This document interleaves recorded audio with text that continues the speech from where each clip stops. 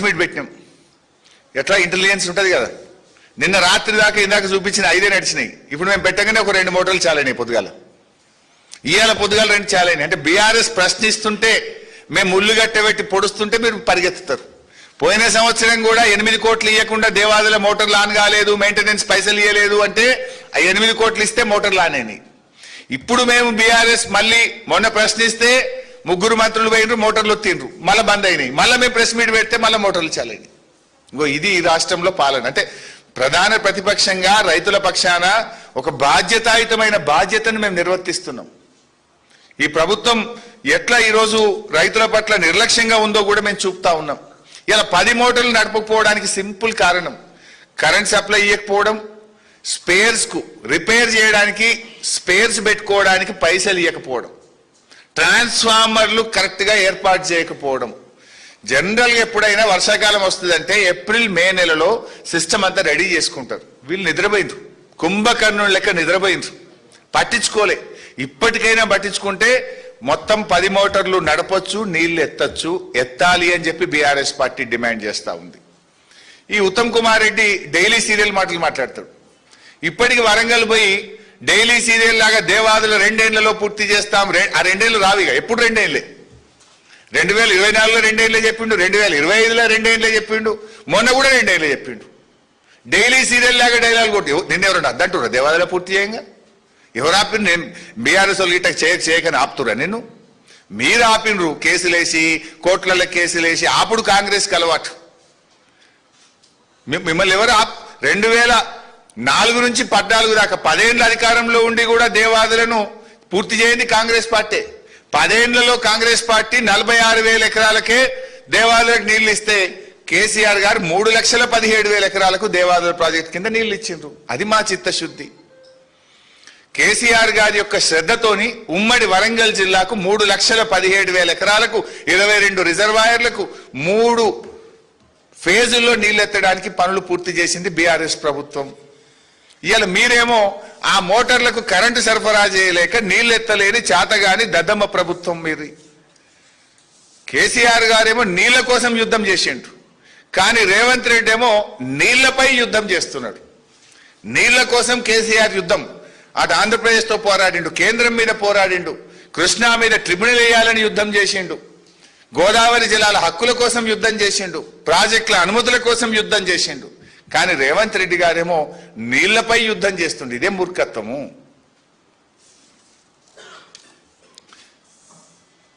ఇవాళ మాట్లాడితే ఇంకోటి ఏమంటారు, మేము మేడిగడ్డ కాడ నీళ్ళు ఎత్తుమంటే మేము తమ్మిడిహట్టి కడతాం, మేము తమ్మిడిహట్టి కడతాం. ఎవడొద్దానండి నేను తమ్మిడిహట్టి కట్టంగా? అప్పుడు 8 ఏళ్ళు కాంగ్రెస్ గవర్నమెంట్ లో ఉండి తమ్మిడిహట్టి కట్టంది మీరే, ఆగం చేసింది మీరే. ఇప్పుడు 32 నెలలు అయింది మీరు వచ్చి, 3 ఏళ్ళు దగ్గర. ఇప్పుడు తమ్మిడిహట్టిలో 3 ఏళ్ళలో తట్టేడు మట్టి ఎందుకు ఎత్తలే? తమ్మిడిహట్టి కట్టంగా ఎవడాపిండు? ఇవన్నీ రాజకీయాలు. ఇదే ఉత్తమ్ కుమార్ రెడ్డి అసెంబ్లీలో 2024-25లో 6 లక్షల ఎకరాలకు ఇస్తా అన్నాడు, 25-26లో 6 లక్షల ఎకరాలకు ఇస్తా అన్నాడు. 12 లక్షల ఎకరాలకు నీళ్ళు ఇవ్వాలి. 1 లక్ష కన్నా ఇచ్చినావాడు? ఒక్క ప్రాజెక్టు పూర్తి చేసినావా? యానని 1 ఎకరానికి కొత్తగా నీళ్ళు ఇచ్చినవా? ఒక చెరువు దవ్వినవా? ఒక చెక్ డ్యామ్ కట్టినవా? ఒక ప్రాజెక్టు పూర్తి చేసినవా? ఎంతసేపు బీఆర్ఎస్ మీద పడేసుడు, మమ్మల్ని తిట్టుకుంటూ తిరుగుడే తప్ప ఓ ప్రాజెక్టు పూర్తి చేసింది లేదు, ఓ చిత్తశుద్ధి లేదు, అసెంబ్లీలో చెప్పిన మాటలకు విలువ లేదు, ఓ నిజాయితీ లేదు.